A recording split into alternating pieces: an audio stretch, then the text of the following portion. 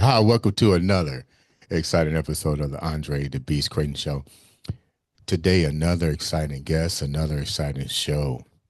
Let me tell you what today's show is about. It's about definitely a beast mindset. But I'm going to tell you something. It's funny how people come into your life and you realize, I always tell people this, you're only this much connected to everyone that you run in contact with, which means if you sit down and listen to somebody's story, you find out you got a lot more in common than what you thought. So today I was talking to Terry. I call her TT. She'll tell you her last name because I'm not Albanian. I'm not going to try to pronounce an Albanian name. I can say Kim Kardashian. Albanian. I can say Kardashian and so forth, but I cannot pronounce Albanian names, last name, to save my life. But let's go back to what I was saying. So this lady right here, we have so much in common. She don't even know, because I found transformation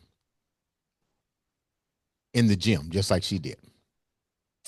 Those of you that know my story know that I came from an athletic background, from the Olympic trials in 1984, which led to an injury, which led to the gym, which a guy was like, hey, you should do bodybuilding. I said, what the fuck is that? I'm a $114. And my next question was, can I make some money? And he was like, if you win. And from that moment on, the gym became a new sanctuary for me. It was not saying that I never used the gym. I was kind of intimidated with the gym aspect, to be honest. Even though I was an athlete, I maneuvered my way where I had to go to the gym.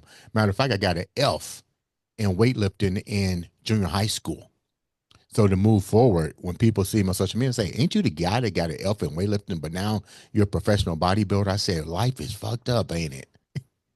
So let's go back to TT. A story of true determination from dealing with emotional eating, weight problems. The list can go on. I'm going to let her tell your story. So without further ado, let's welcome to the show Terry. I call her TT, and she's going to tell you her last name. What's up, baby girl? Thank you, Andre, for having me. I really appreciate it. It's great to meet you. So my last name is actually Armenian. Yeah, what did I say? Albanian? And it's pronounced Tateossian. But yes, everybody, hi. It's great to be here. So your story is truly inspirational. You know, how you taken the gym as your new sanctuary and actually made a career out of the health and fitness industry. But before we get there, tell the viewers a little bit about who you are. Absolutely. So I started my story. Gosh, where should I start? Basically, in a nutshell, really quickly. I am an immigrant from a communist country. I came to this country in 1989 when the communist wall fell down in Berlin. I remember And that, yeah. And so I actually escaped with my parents. So we defected in 87. I lived in Austria, which had a refugee camp, like an official refugee acceptance program. I lived there for about 2 years from the age of 11 to 13, and then came to the United States. 89, wall fell, communism was supposedly gone at the time, right?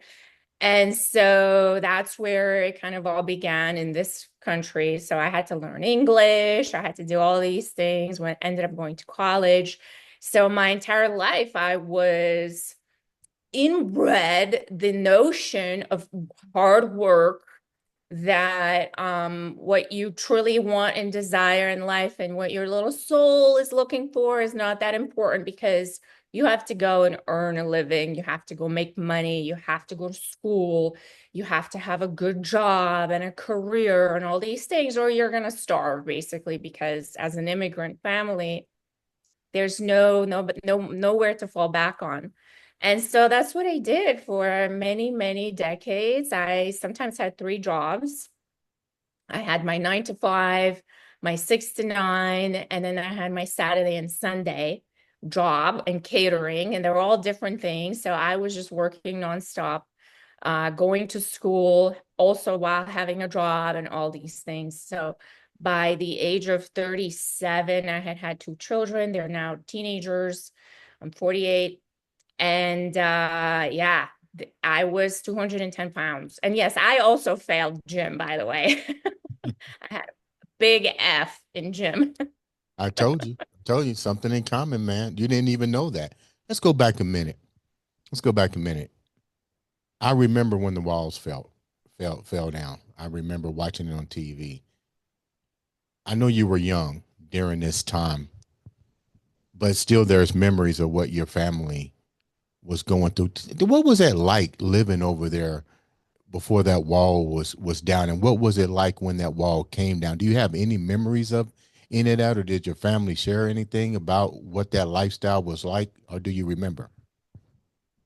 Oh, absolutely. I mean, while I was living in Austria, I was 11. And so my only challenge, I would say, during that time was, obviously change, but children are really easy. They're adaptable. So, yeah, okay, we changed countries. I had to learn a different language. I did it pretty quickly. Again, child's brain is very different from an adult. But the challenge truly was that I left everything I knew behind, right? So my grandparents, all of my family, my brother and my sister were actually left behind, because it was a really crazy story. When you are in a communist country and you are considered a political refugee, there's a lot of really interesting situations that need to align properly in order for you to be given a visa to visit a refugee or an asylum country. And so my brother and my sister, who were, but I believe 3 years old at the time, had to stay with my grandparents. They had to stay back. And so it was only myself, my mother, and my stepfather that left the country. And so everything I knew up to that point, I had to leave behind. So I had a lot of feelings of missing people. But from an 11-year-old's perspective, you don't really know how to verbalize that. You're just kind of a little sad. But I adapted pretty quickly. I went to school. It was a little bit different because refugee children were not really looked upon in the most favorable light back then, or maybe still. What do you mean? And What do you mean by that? And the reason that I'm saying, the reason that I'm asking you so many questions, because if I'm not a part of that, at least my generation, that me coming over, I don't know, maybe my ancestors, but with the way things are now in this country, and we got so many people coming abroad to American shores, we don't know what they're going through. We only know about what the media is giving us. But you were a product of the one of the waves of immigration coming over here from a political communist country. What was that like for you? What do you mean that you was not looked favorable on? Elaborate on that a little bit more. well, when I got here, I was accepted in the United States. Nobody cared that I didn't speak English or that I had an accent, because everybody was different here. Everybody had an accent. Everybody came from a different place. People were used to having different backgrounds. And, there's a very big variety in New York, which is where I ended up landing and living in. But while I was in Austria, it was not like that, right? So in Austria, it's a lot, there's a lot fewer immigrants, and there's a lot fewer refugees, especially. And it's very obvious that you don't belong there. You weren't born there. You don't speak Austrian. So it's a little bit of a different feeling. And this was again 1987. And so you could feel the energy. Nobody was mean to me or outwardly, not nice, but you could feel the energy that, you were not really that welcome. And I did not make any Austrian friends in 2 years. Zero, literally. My only friends were other immigrant children that were also transitioning into another country. So when I got here, I felt it, I had to adapt. Things were very different, right? So the United States and New York specifically is very different from any other place in the world. It's just so vast and everything is so big, and there's so many people, and the transition was very interesting, but I did not feel unwelcome here. Why is it that most refugees always tend to land? I call New York and Florida and certain parts of Texas Plymouth Rock. Like, how do you guys know where you're going? Like, did you already have connections in New York? Because most immigrants that come here, they literally land. I'm gonna call New York what it is, Plymouth Rock. They all say, I went to New York, I went to New York, and they wind up staying in New York. Did your family have some type of political connections in New York that led you to New York? Because let's get, we got Florida, you got Indiana, you got Kentucky, you got thousands of other places on that map you could have went to, but somehow or another they always land in New York and they stay in New York. Yes, so I can tell you how it worked in 87 from my memory as a child. What I knew, what the process was, is okay. So what we ended up doing is I'm Armenian, but I was originally born in Bulgaria. And so in order to leave the country and go to a capitalist type of other foreign country, you need a visa. And so our visa got approved and we drove through, right? So it was about maybe 27-hour drive from where I was located to the border of Austria. When you enter the border, when you approach the border, basically the protocol is that you come out of the car, you raise your hand up and you say, I surrender. And then they take you to this camp. It's basically, I would call it a prison because you can't get out of there. So you enter this location. It's called Traiskirchen, and it's right outside of Vienna. And you end up staying there for about 30 days. And that 30-day period, they run your background checks, right? Because they want to make sure you're not a criminal, you're not a political spy, or whatever it may be. You have to go through an interview process, and they ask you, we have 3 asylum countries. So at that time in 87, it was Australia, Canada, and the United States. And they would ask my parents to submit their application in order of preference where they wanted to end up, essentially. And so my mother ended up putting choice 1, US, choice 2, US, choice 3, US, right? So there was no other option. Yeah, that's pretty And, smart. and so during the interview process for that first initial 30 days, they most likely are going to accept you into an asylum country if you have a sponsor located in that country who is willing to take economic responsibility for you entering the country. And so we had that. One of my mother's best childhood friends was already here, and he was kind enough to sponsor us, and he lived in New York. So if happenstance he lived in California, or because there's a lot of Armenians in California, we would have ended up in California. So it really depended on where our sponsor was located. I don't know how it works now, though. Yeah, that okay. Now it makes sense because I'm like, how does all this work? I mean, because you just can't get off of a boat and come over here with no support system and stuff. So your family, you already had at least a connections over here over the years, so it just made the transition a little bit more easier. But now you're dealing with the fact that you got to leave your brother and sister behind. They're clearly older now. I mean, when did you actually reconnect with them? Like about what age and how difficult was that? Because you've been away for quite some time and they're still in well, the walls have gotten taken down, but you got to explain to them what you went through to get to where you at. And I'm pretty sure they're like, well, why did we get left behind? Yeah. So actually, I want to go back to the last topic. So I want to differentiate between legal immigrants, that's the process I described, versus illegal immigrants. When people enter the country Hmm. with no visa, no paperwork, no one knows they're in the country, no sponsors. That those are, I'm sorry, I just want to differentiate between those two. Go The ahead. legal immigration is where you need a sponsor and economic support and things like that, or you're not allowed to come in. The illegal way is when you just enter off the boat and you end up wherever you end up, basically. Wow, it's crazy. So Yes. let's talk about your siblings. What was that like? Yeah. When did you reconnect? And what were some of the things that you first shared when you was able to actually contact them?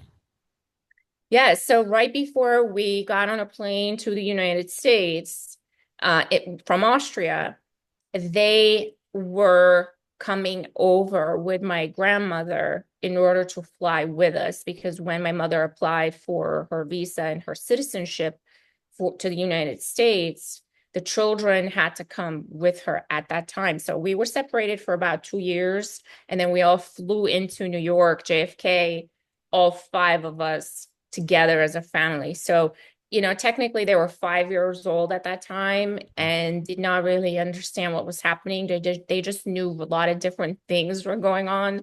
Hmm. And but I guess later on in life, we did talk about all of that, and life was pretty difficult, right?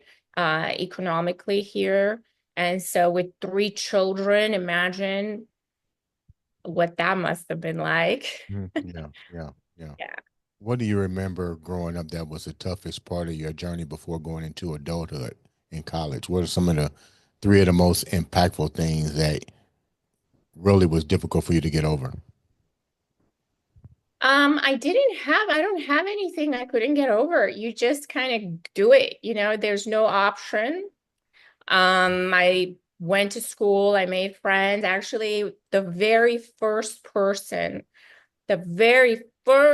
friend I made in this country in eighth grade, her name is Daniela, and we still talk.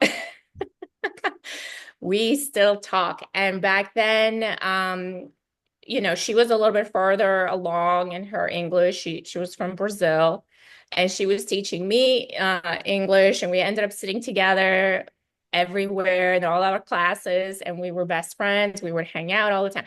I mean, I can't complain, life was Right. really, it was good. It was So, for me. okay. So then you wind up getting married, and what changed? Because you start picking up weight, because this is where the other part of your journey happens. We got weight issues, and then we dealt with something else during COVID, where you switched opportunities. Tell me a little bit about both of those scenarios. Why did you switch during the COVID, and then what led on to the weight issues? Yes. So if you can imagine life as an immigrant, it was all about earning a living, right? Going to school, getting an education so you can get a degree, so you can get a good job, so you can do all the things. And that's the biggest trauma when you are an immigrant is how to survive economically. And so that's all I was worried about. And then at some point in the road, a lot of my family kind of broke apart. They moved to Florida. I stayed in New York. I supported myself. There were a lot of health issues in my family. And so I ended up actually taking care of my brother and my sister, supporting my grandmother on my own, right? So I had an apartment in New York and everybody was living there. And my main purpose in my life was to earn a living. That's what I was for. That's what I took on, right? I made that my responsibility. So I worked like a maniac, um, day and night, 3 jobs, nonstop, 7 days a week, so I can keep up with supporting everybody so we can all make it essentially. And so that was my mentality. I did not find it to be a burden. I did never complained. I just did what I had to do. I've always kind of been like that. Mhm. And so that moved through my whole life, right? So in my mid 20s, I started building my own companies. That's when the whole internet thing started. And my degree is in computer science and engineering. So I was like, well, let me figure this internet thing out. I started building e-commerce sites, all kinds of things, and launching them on Google. At one point, I think I had about 15 different e-com stores. We're talking 20 years ago, okay? Yeah. And there was no Facebook, there was no social media back then. There was barely Google, okay? There was something like called MySpace and Friendster that were starting to pop I, up. I remember those. Yeah.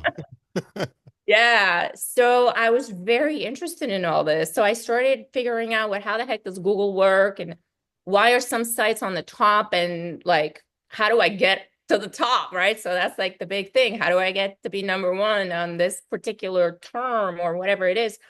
And so I started doing that and eventually ended up quitting my corporate job. And I still think about that. I'm like, man, what a dumbass move that was.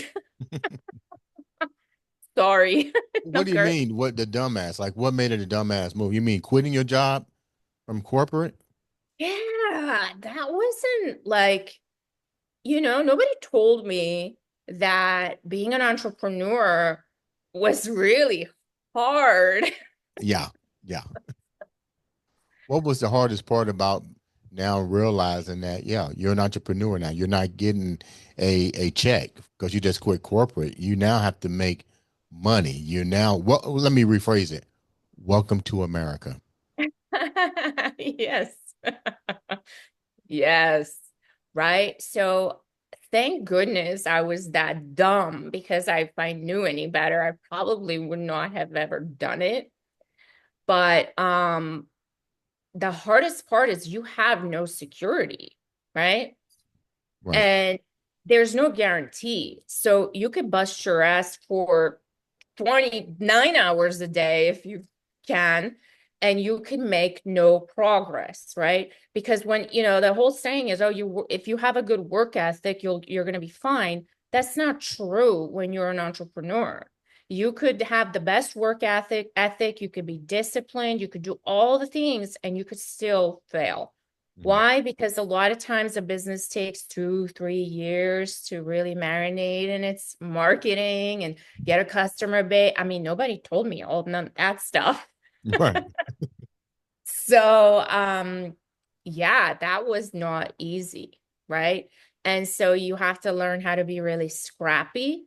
You have to learn how to hustle. You have to learn how to never, ever get down in your own BS in your own head. And because there's no time for that, right? You don't have the luxury to wallow in your own misery that your project over here that you hope was going to make you a gazillion dollars the first month it launched is now working. You don't have that luxury. You just have to keep going. And so that's what I did. I just kept going and going and going. And eventually everything started working and generating revenue. And then I had to start hiring people. Then I had a kid. And then I remember, I think it was my daughter. She was maybe about 6 months old. I was walking around with her. We had an apartment in Metuchen. And I had all these, because I had all these e-commerce stores, right? Mhm. I had inventory everywhere in the whole place. And I was walking around with her in my arm and feeding her. And I had to hire someone to help me. And then I had to hire another person and another person.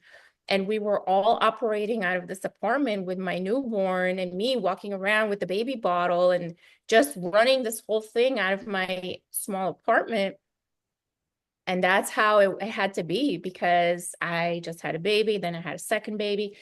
And then everything kind of migrated over from having e-commerce stores to also doing consulting. Like, how do you get to the top of the Google result? How do you run pay-per-click ads? I figured all that stuff out for myself.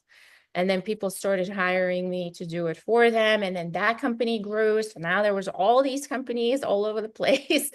And I never took care of myself, Mm. right? I ate whatever was there. I never went to the gym. And you wouldn't catch me dead in the Right, right, gym. right, Remember the F I got? I failed gym classes. And so I didn't even know what DB was. When I first started working with a trainer in the program, it said DB and BB and the RD. I was like, this is some other language. I have no idea what this stuff right, means. right, And so that's the mindset that I had, is that it was a vanity, number one. It was a luxury, number two. And nobody really cared what I looked like, because my job was to earn a living. It wasn't to look good. So I right, was not going to make any money looking good. right, right. So, what were some of the things that we know we know you wasn't taking care of yourself? You got kids, you realizing what it takes to be an entrepreneur. So, two-part question. Roughly how long did it take for you to develop the company? Then what were some of the health issues that you was actually dealing with that took you into the gym? Because you're taking care of your kids, you're married, you're trying to run the family, you know, I tell people weight problems happen quickly, but you don't see it quickly because it's usually I do that tomorrow. I do that tomorrow, and tomorrow becomes a year.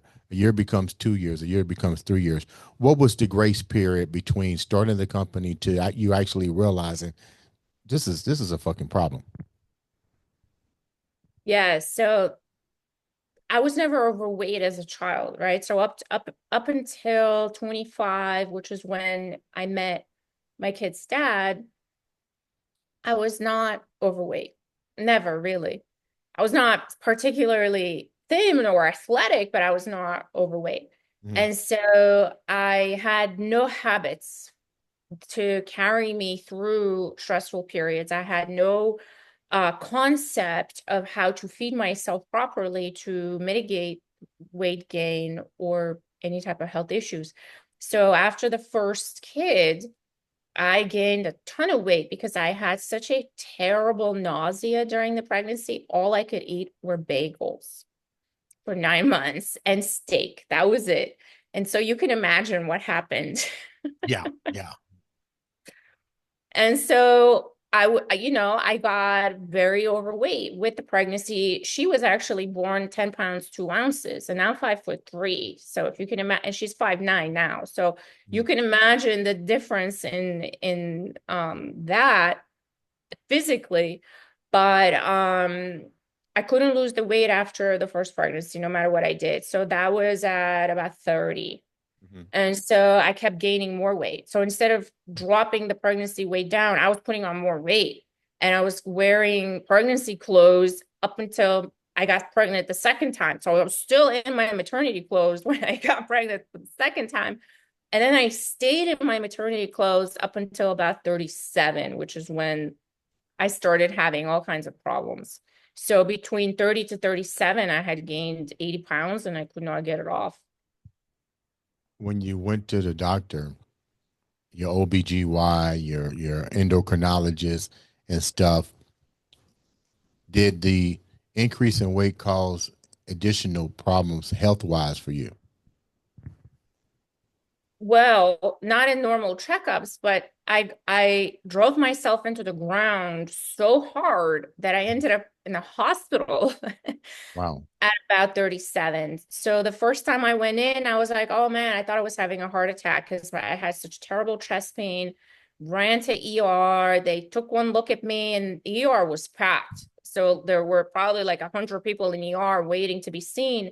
And I walk in and I'm like, holy shit, I'm gonna die because I'm gonna have to wait like for 100 people to go before me. And then they saw me, imagine 37, and I can't breathe. I'm clutching my chest. I'm having chest pains. I can't get a breath in. They immediately took me because they thought I was having a heart attack. And that's what I thought too. I mean, I could barely get a breath in, and I was in a lot of pain. And so I was in there for about 24 hours. They couldn't figure out what was wrong. They said we can't find anything. There's nothing. Your blood works fine. All your EKGs are fine. Your scans, whatever. Go see a cardiologist.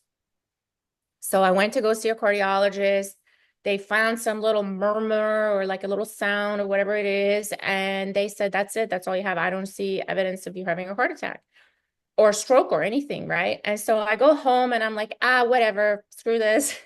Move along. I don't have time to deal with this crap. Right. And so I get right back on my hamster wheel and right back into daily life, doing all the things I was doing before. And then I ended up having this problem again.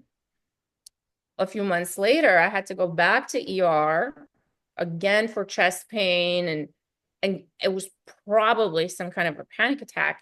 But they said at that point, they're like, well, call up a holistic doctor, see, maybe they can help you. Here's a Xanax, go home, get some sleep. And that's when I realized, oh man, this is not going away. I need to do something because it's wasting my time going to ER. You see where like the mind is at? Yeah. Wasting my time going to ER. I have work to do. I can't deal with this.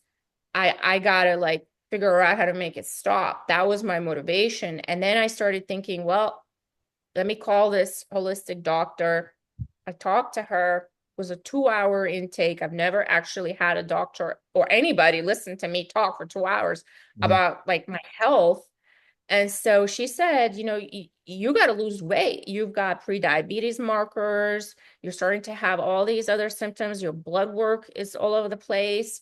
You're having panic attacks, anxiety attacks. You can't walk up the stairs, Terry. You can't walk a mile without being out of breath. Like, and she just gave it to me really straight. And I said, holy cow, I gotta lose weight. Mm. So when you went in the gym to start losing weight, how did you work with a trainer, I take it, to design what you wanted to be done? How long did this journey take? How long did you start, when did you start seeing progress, and what did you change? And more importantly, what was the most difficult part of that journey? Because you're just not going into any gym and master it. Yeah, so it was I'm a slow learner, Andre. I didn't get it right away. Yeah, we know you didn't know what DB means. You didn't know what rack your dumbbells up.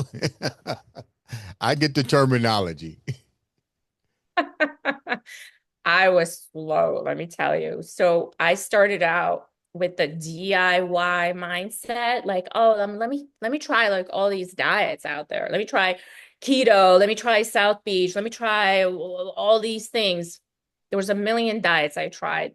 And then now I learned there's 40,000 diet books on Amazon. So I'm surprised I didn't do all 40,000, but I Yeah. did do about 30. And every single time, every diet that I did, I lost weight. It worked. And then because I was such an overachiever, I was like, okay, I'm done with this. That's a waste of time. Go back to work and go right back to my normal behavior. Wow. But my normal behavior back then was ignorance about nutrition, did not know my own blind spots, did not know I was diving into jars of Nutella to cope with my existence back then because my existence was all about work. And there was nothing there. There was nothing else for me. And it was about being a mom and work, and that was it. And so I was going right back to what I was doing before. And not only would I gain the weight that I lost, not only would it come back, but I would gain more. So every time I did a diet, I'd lose a little bit of weight and then get more weight back on, and then more weight. And then eventually I was starting to get bigger and bigger. And then I realized one day, okay, this diet nonsense is not working out for me. They don't work. So every time I do a diet, I gain more weight. Mhm. And so I decided I'm going to do my own thing. I'm going to invent my own diet.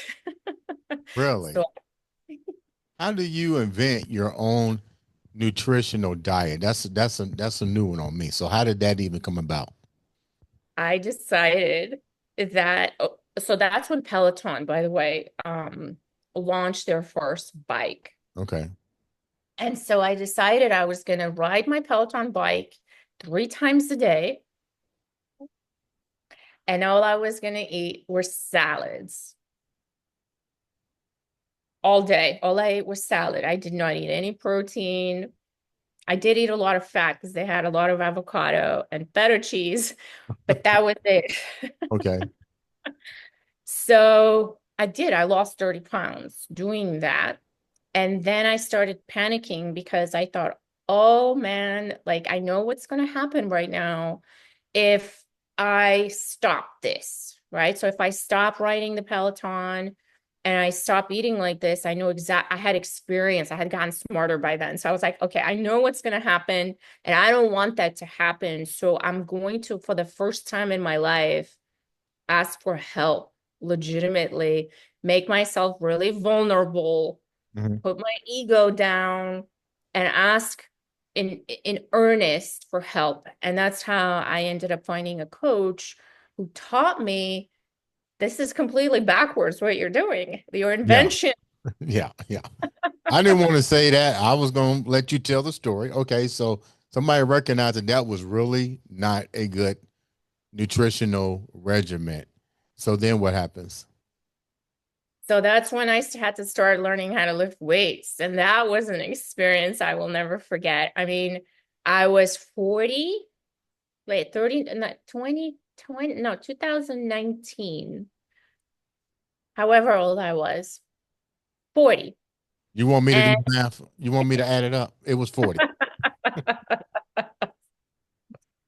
and so I had to learn. I had never picked up a dumbbell. I did not know what a deadlift was. I did not know any of that. Mhm. How did Mhm. that how did that change? Because you can't go in the gym. Now you're talking to the top trainer, period. So I know nutrition is endorsed with the Cleveland Clinic. So I know nutrition. I get it coming up with your own regimen. My nutritional regimen came from my own experience, but also trying to decode the nutritional pyramid at the same time where I discovered that's bullshit. This is not how nutrition works. This isn't how the body responds. This isn't a way to control your insulin and your blood sugar spikes, but this is the way to do it. It's not rocket science. It's what understanding what a calorie is and what a calorie means. It's understanding what the values of protein is. It's also understanding the three classifications of carbohydrates and how they affect the body.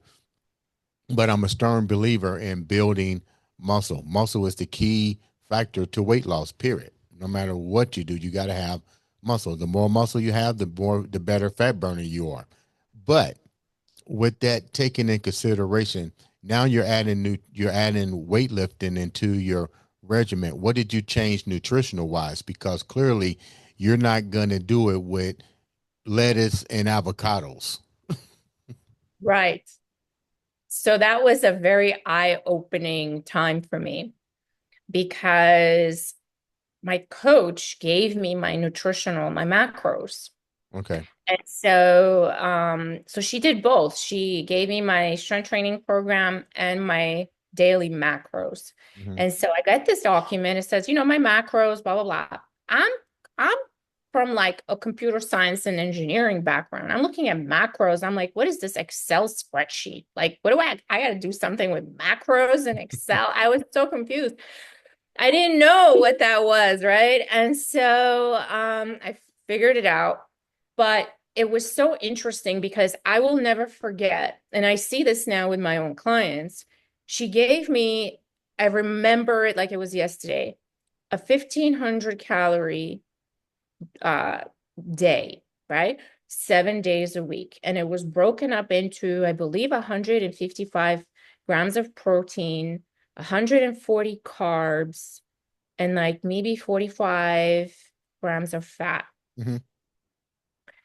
And I had to break down each meal equally, essentially, right? So I had about 30 grams of protein per meal 5 times a day. Mhm. I had 40 carbs per meal, pre-workout and post-workout. Mhm. And then I had a little bit less in the other meals, and then equal amounts of fat across five. So 9 grams of fat per Right. meal. And when I actually attempted to put these meals together, they were huge. Like they were massive meals that I had to eat. And all I was eating, I believe, when I looked back at my big giant salad days, I was barely eating 900 calories a Mm. day, maybe. Right. And so I couldn't eat all the food. I was not able to get 1,500 calories in of whole food when I first started out. So she had to back me off of that and then build me back up Mhm. essentially into a reverse diet. But yeah, it was very eye-opening that a lot of times we're under eating or overeating and we don't realize where we're actually how we're actually supposed to eat in terms of how much protein, what the right proportion of carbs are, and the timing of the carbs, especially starch, how much fat we're actually consuming. Most people, when I first start working with them and I have them audit their food for a couple of Mhm. days, they're at like 90 grams of fat per day and Mhm. 60 grams of protein. Mhm. So it's completely upside down and like 300 carbs a day. And I'm like, oh my gosh, like that's what I must have been doing as well in order to gain that much weight so quickly in my 30s. So very eye-opening. Now remember, I'm older than you. So I've been teaching nutrition for many years. And I tell women and men, you're either going to be in two categories. You're either going to be anabolic or you're going to be catabolic. And it's all based on your food intake and understanding that the U.S., the food and the health departments once said you got to have 1,500 calories a day. The average person doesn't do that with whole foods, like you said, but they'll go out to eat and one meal will give them all of that, but it's not nutritionally balanced. So this is another example of why women have a lot of muscle mass or catabolic syndrome. It's another reason why men uh, carry have a high levels of gynecomastia, which is an increase in the estrogen levels. Is another reason why women have hormonal problems um, for this very reason. And it's not their fault. It's the fault of businesses tricking them into not understanding the power of understanding whole foods. Because just like with you, I used to tell my clients, you need to break these up every 3 to 4 hours. It's not a lot of food, but you got to realize every 3 to 4 hours, you need to be trying to consume something to keep your metabolic system going, and understanding what you're putting in your body and which one out of all these is most important. So you wind up actually succeeding. Thank you for that. I'm glad that you um, took the responsibility of yourself because if you don't, I tell people, if you don't take responsibility for your own health, nobody else is going to do it. If you smoke and you wind up having lung cancer, you know what they're gonna say? You've been smoking all your life. Why didn't you put the cigarette down? You've been overweight all your life. Why didn't you go in the gym?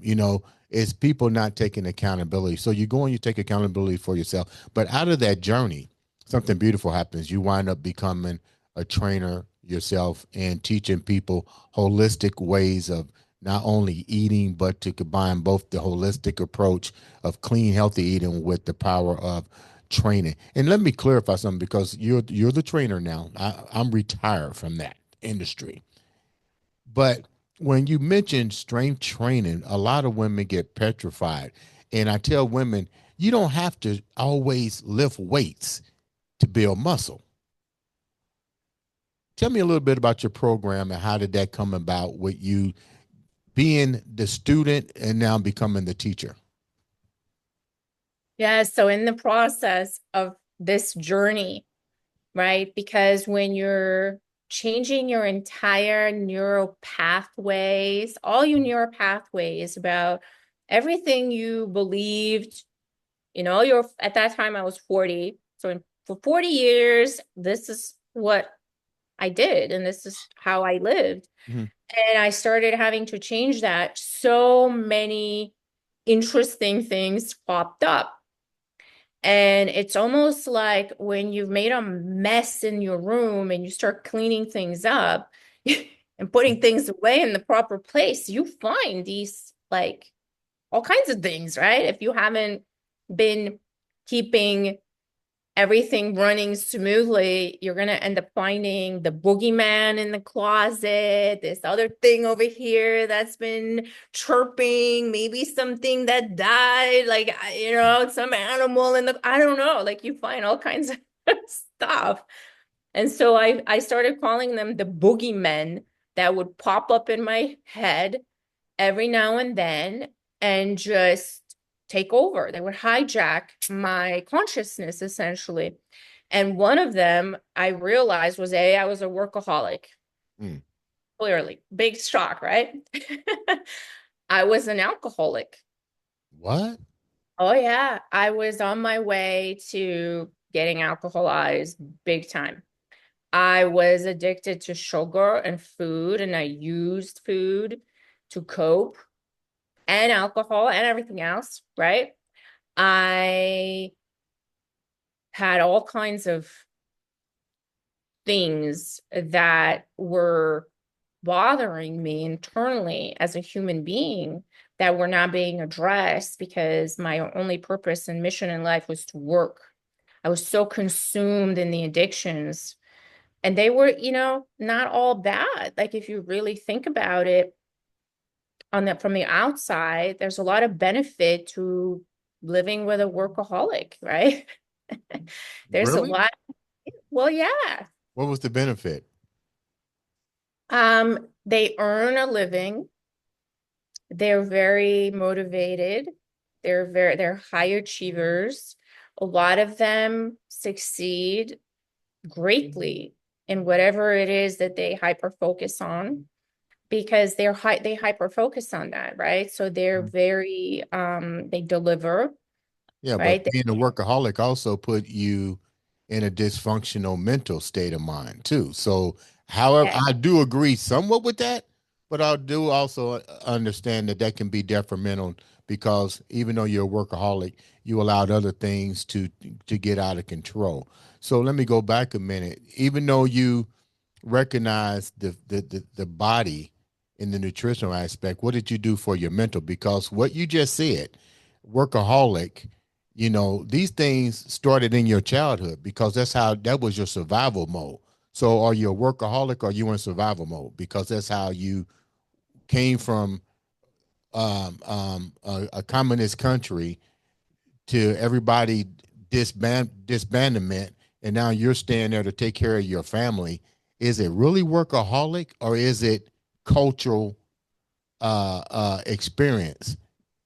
And more importantly, what did you do to recognize your mental? We see you dealing with your physical, but what are you doing for your mental health? Because quote unquote, you just said things that happened in your childhood, but you camouflaged it by saying, I'm a workaholic. But I'm seeing fear based leading to workaholic, leading to health issues.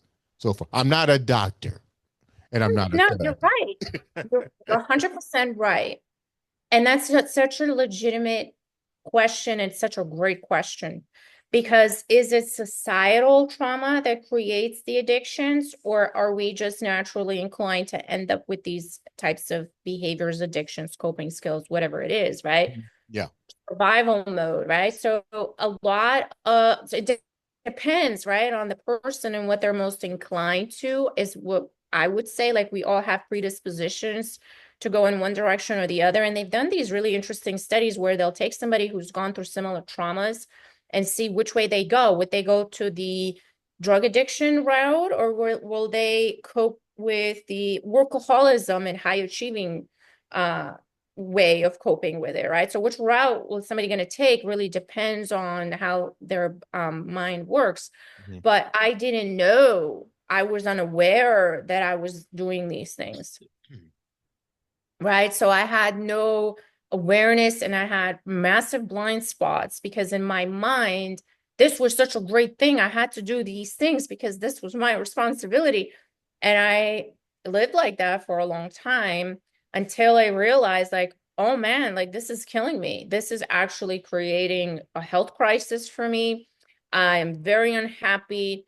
I just cannot keep going like that. And so, the company I had at the time, it still exists. I'm just not in it anymore, was not helping me in that, in the mental health and psychological health and emotional health realm because it was very demanding. So as soon as somebody would demand something, and it was, always fires. It's a media company, it's a marketing agency. There was always a fire going on, right? And Mhm. so it would suck me right back into it.